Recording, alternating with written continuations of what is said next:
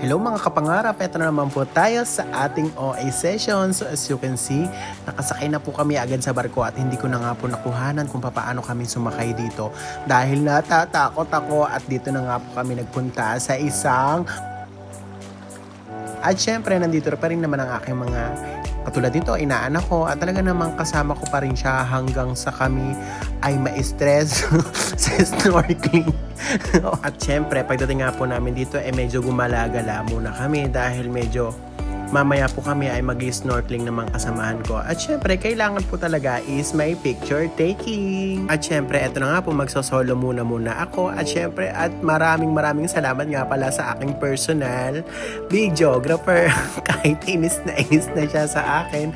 Thank you so much, Cristel, ha? At tingnan nyo naman kung paano ako mag-emote dyan. With hands. With naktaking.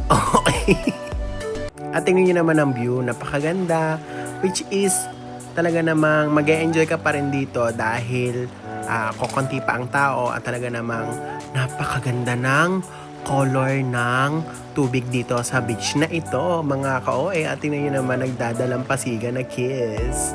At tingnan nyo naman ang aming sinakyan. At iiwan na yata kami, ha? At naglakad-lakad na nga kami papuntang snorkeling. At nakita namin, tingnan nyo naman kung gaano kaganda. At ang daming foreigner.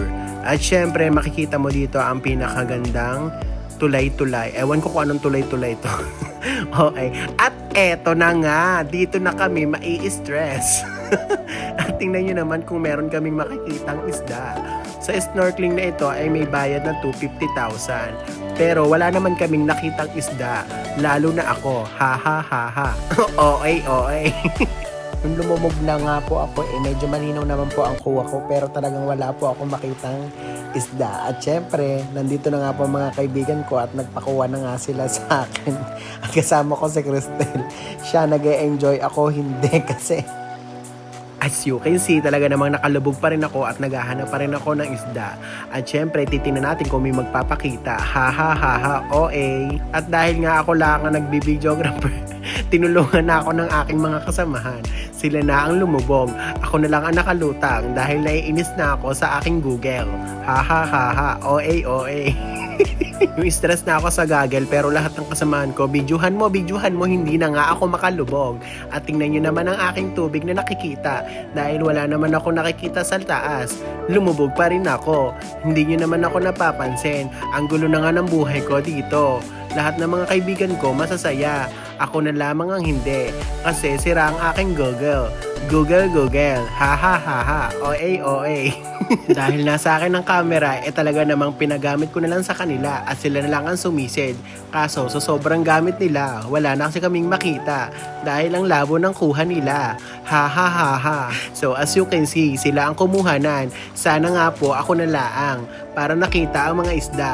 Kung kailan sila may nakitang isda, saka naman lumabo ang camera, nakuha nila. Ha. OA. Sa sobrang daming isda dahil nagpapakain sila, hindi ko naman maliwanagan dahil ang labo ng kaming camera. Ha. So as you can see, napakadami namang isda.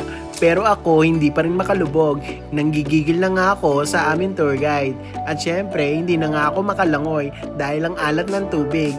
Ha. OA.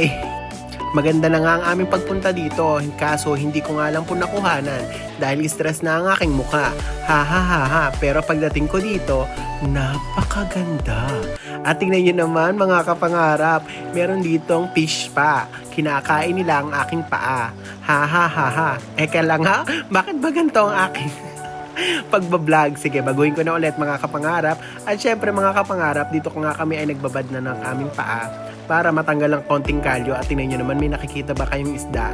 Napakasaya. At pagtapos namin dito na kami nagpunta sa aming falls. At syempre, nag-shoot ako dito ng napakaganda. Pero ang aking video ay walang kwenta. Ha. OA. Makikita nyo naman ang view kung gaano kaganda, pero lalo na sa personal. At eto na nga, magpapabideo na naman ng mga kaibigan ko na masasaya at ako yung malungkot. Tulad nito, mamaya makikita ninyo. Eto ang una kong kuha sa kanila. Napakaganda. Sa totoong buhay, ganito ang gusto kong mangyari sa aking video. Pero dahil nga po ay tinuturuan ko po sila, ganito po ang nangyayari sa akin. Tingnan niyo naman kung gaano hindi na siya lumaki. Hindi na siya lumayo. Ganito na lang po talaga siya. Kaya tawanan po kami ng tawanan dito. Hindi Ayaw na magbilang! Okay! At syempre mga Dahan-dahan ha! Okay, 1, 2, 3. ha ha ha, tingnan nyo naman ang kuha sa akin. Lahat na ay muka. Pero hindi ko pa rin maintindihan kung paano ako nagalit na po ako dito. At sobrang init na po. Oh, natatawa na po ako, di ba, Kristen? At tingnan nyo naman kung gaano kaganda ang aking mag-best friend. At talaga naman kung gaano kasaya dito. Dito talaga kami nag-enjoy. At after nga nito, at hindi naman ako papayag na hindi ako magpapabideo. Wow! O, di ba? Perfect view, perfect model, and perfect action. O, di ba mga kapangarap? Napakahusay with Bang Bang na. Okay. At syempre, dahil ang dalawang ito, talaga silang dalawa ang may kagagawan kung bakit ganun ang aking video kanina. Napakaganda dito dahil hindi pa maraming tao at sobrang ganda ng falls. Sa lahat ng falls na napuntahan ko mga ka-OA, ay dito lamang po talaga ako namangha. Sobrang gaganda, sobrang lamig, sobrang linis. At pagkatapos nga po nun mga kapangarap, ay kumain na rin po kami. Tinaray ko po itong hindi ko po maintindihan. Pagkain daw to ng Serena, kaya itong binigay sa akin. Pero nagustuhan ko naman siya. At naubos ko siya. Wow! Ang sarap-sarap. Okay. At after nga po namin kumain, talaga naman pumunta muna po kami dito sa seaside. Napakaganda kasi ng view, makakapag-relax ka. Dahil sa sobrang init, nagpahinga po muna ang aking mga kaibigan. Dahil tingnan nyo naman kung gaano sila kalambot. Yung iba, nai-stress na kasi sa sobrang daming gastos. Kaya pa balilit, sinama mo pa kasi ako eh. O ano, Cristel, magtutour guide ka pa ba?